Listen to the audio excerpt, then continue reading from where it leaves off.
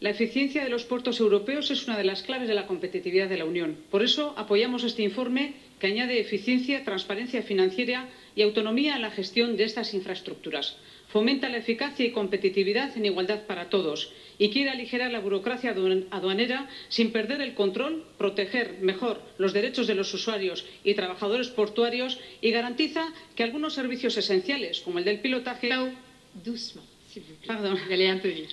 cumplan sin interferencias privadas sus funciones de interés público.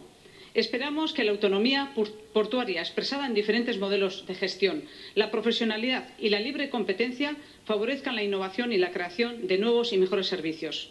Por ello, nos oponemos a admitir excepciones que permitan a algunos Estados centralizar la política de precios mediante tasas, que impide que los puertos, sin perder su condición de públicos, fijen con plena autonomía sus tarifas.